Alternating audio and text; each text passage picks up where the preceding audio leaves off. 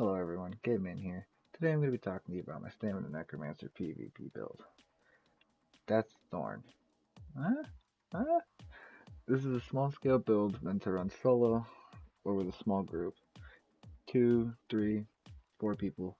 It's not meant for like crazy 1v10s or 1v15s or anything like that. Or Zerg surfing. Like we're not Zergling out here. This is meant for small engagements. Medium armor, high damage, high burst potential, solid penetration, good sustain, resistances, and fast mobility. We run 2H and bow on this build. Race is Nord for the ulti regen, resist, and max stats. Orc, Wood Elf for Redguard could potentially work. I just found Nord suited my playstyle the best, with those resistances and the ulti regen. That ulti regen is so awesome. We're vampire on this spec, and to be honest, the negatives from being a vampire are basically unnoticed for me. Really, nag DKs like are the only ones that tickle me more than usual. The recov from vampire and the undeath passive are just so strong for us, and we need that recov because we're so spec'd into damage. For our stats, we're rocking 35.7k stam, 23.5 health, 10k mag, 1400 base recovery, 4k base weapon damage, 30% crit, 23k resist, and then 2.5k crit resist. Now, keep in mind that's unbuffed. When we buff up with Rally, Spirit Mender, and our pot, we go up to almost 2100 recov and almost 4.7 weapon damage. And then when we put continuous on top of that, we're at almost 2300 stam recov and we're just over 5k weapon damage. The weapon damage is pretty high on this spec. For a quick look at the skills, we got D-Swing as our off balance proc, Rally, obviously, 2H. Turn Evil for our stun. We got Blast Bones for a hard hitting ability and the Defile. We got Executioner for mowing down the low health targets. Dawnbreaker on the front bar, hard hitting ulti. Dawnbreaker with the Turn Evil, give us that extra weapon damage out of the Fighter's Guild passives. On the back bar we got Mortal Coil for a really solid heal whenever Spirit Guardian falls or you kill an enemy, attach that Mortal Coil to it, you get a great heal over time with a little bit of stam regen. Not to mention we get 3% healing done because we slot this. Shuffle for an extra source of snare immunities and immobilization immunities.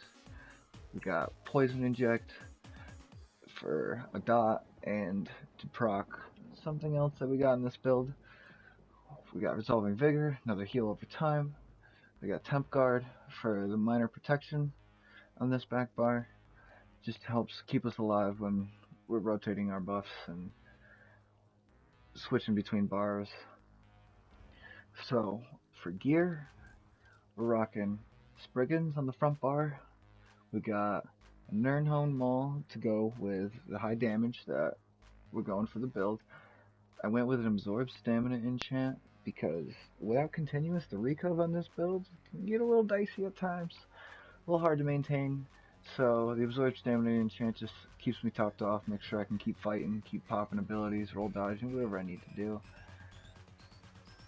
Now we got 3 Spriggans Jewelry, we got 2 Infuse with weapon damage, and the third one Robust with weapon damage as well.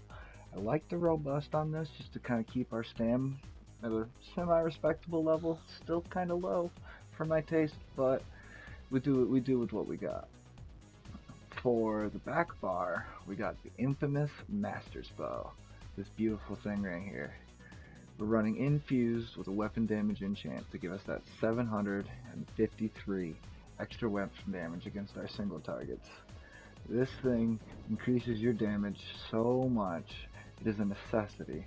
But you can't run DSA, you can't find a group, blah blah blah, you could always run potentiates on this bar.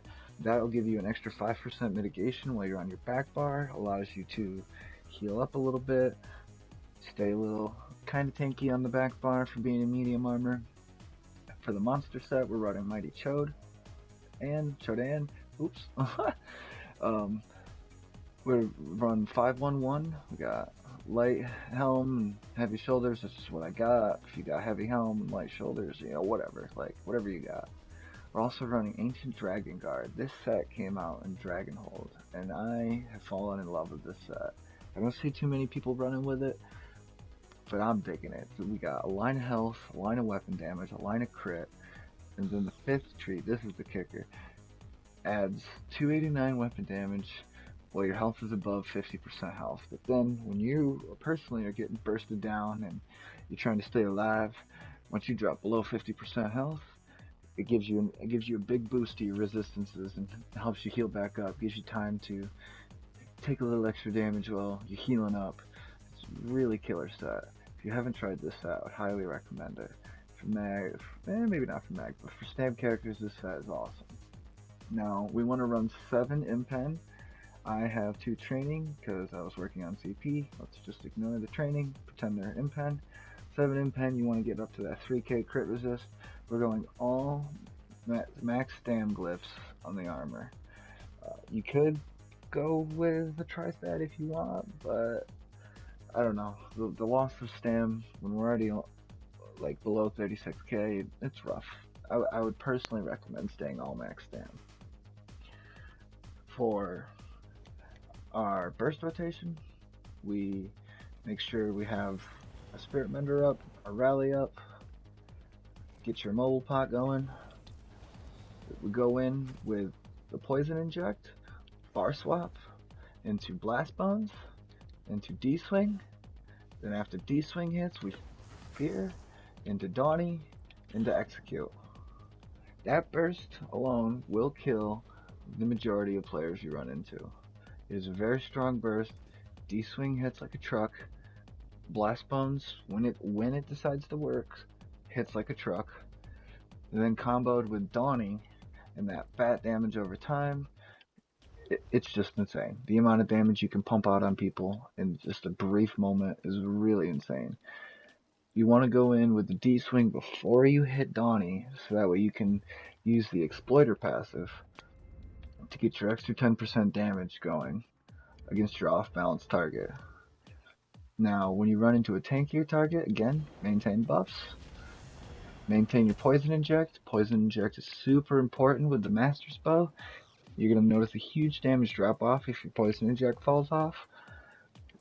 For the tankier targets though, again, D-Swing, Blast Bones, rotation with the Poison Inject until you weaken them down.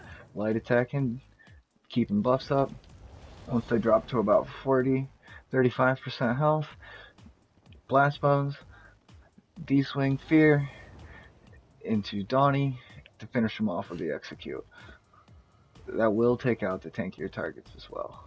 You just got to keep rotating the D-Swing and the Blast Bones with the Poison Inject to whittle them down, work them down, make them use their resources, and then just hit them for that hard burst once they get low enough to where Donnie's going to put them into Execute. But that's pretty much it for the Stamina Necromancer PvP build. I just want to thank you guys for stopping by and checking it out. Peace.